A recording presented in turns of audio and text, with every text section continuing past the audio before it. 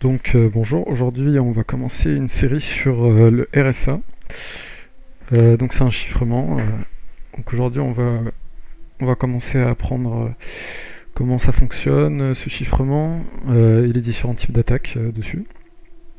Du coup, le RSA a été inventé par ces trois beaux gosses là. Voilà. Et donc on va commencer déjà par voir un petit peu comment ça fonctionne. Donc avec le RSA, on a plusieurs notions. Plusieurs notions. Donc on a un module de chiffrement. Donc ça va être deux nombres premiers qui seront multipliés entre eux. Ensuite on a un exposant de chiffrement. On aura un ciphertext. Donc c'est le message qui est chiffré. Ensuite on a un exposant de déchiffrement. Une indicatrice de l'air ou phi. Et un message. Donc avec ça, on va pouvoir commencer à déjà apprendre comment chiffrer un message, ou déjà plutôt comment générer un module de chiffrement. Là ça va être un petit peu niveau mathématique, mais rien de très compliqué.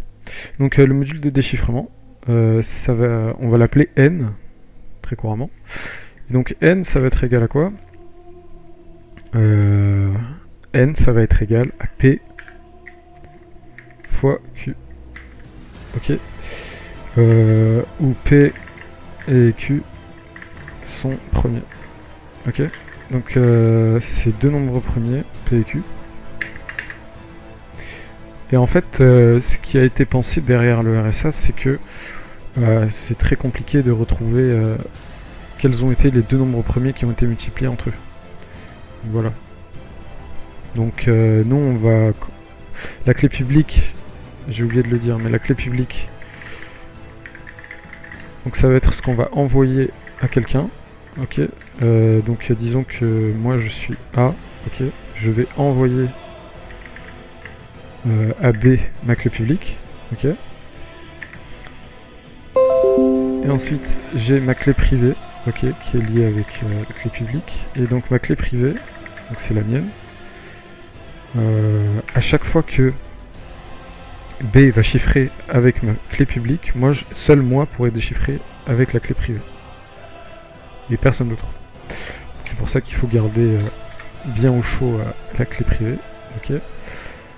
Du coup c'est vice versa. Hein. Si quelqu'un veut chiffrer un message pour nous, on lui envoie notre clé publique, il le chiffre, et il nous renvoie, et nous seuls pourrons déchiffrer le message.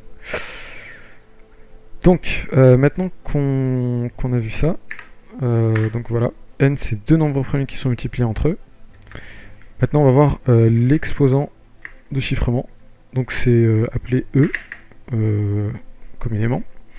Donc E en fait, on aura notre message, ok. Donc le message, je sais pas, c'est AAA en valeur décimale, ok.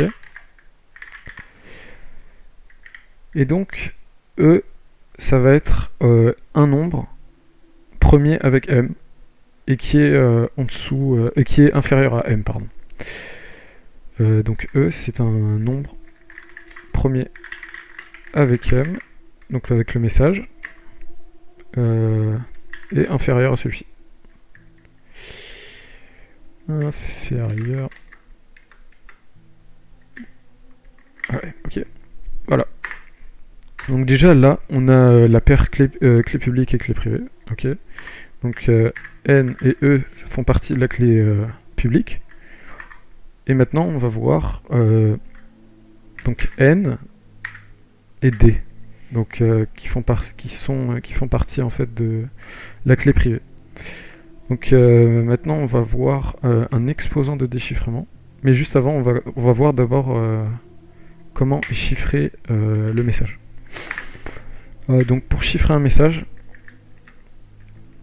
hop, on utilise cette formule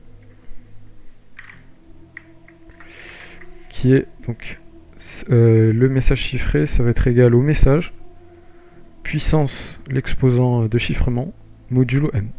Ok. Donc on peut déjà le mettre ici. Voilà. Alors maintenant, donc on va essayer de... On va voir qu'est-ce que le module de déchiffrement. Donc le module de déchiffrement, ça va être D. Ok. Et je l'ai juste au-dessus. Donc D, ça va être en fait l'inverse modulaire de E modulo M. Ok. Donc voilà. Donc E puissance moins 1 modulo M. Et donc ça va nous permettre donc de déchiffrer le message. Donc seul nous avons en fait l'exposant de déchiffrement. Voilà, et maintenant qu'on a ça, donc il nous manque quoi? Il nous manque l'indicatrice de l'air au phi. Donc ça c'est très simple. Donc phi c'est égal à P. Donc le premier nombre premier. Facteur de P. P-1, pardon, facteur de Q-1. Ok, c'est très simple à retenir. On pourra voir plus tard que phi peut changer en fonction de la manière dont sont générés P et Q. Voilà.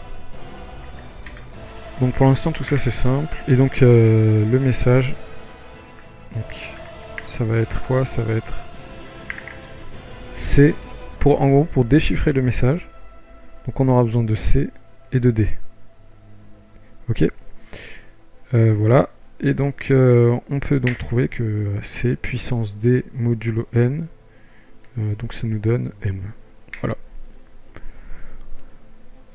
Donc maintenant on a toutes les bases pour commencer à faire notre premier script Python pour chiffrer un message. Et donc on verra ça dans le prochain épisode.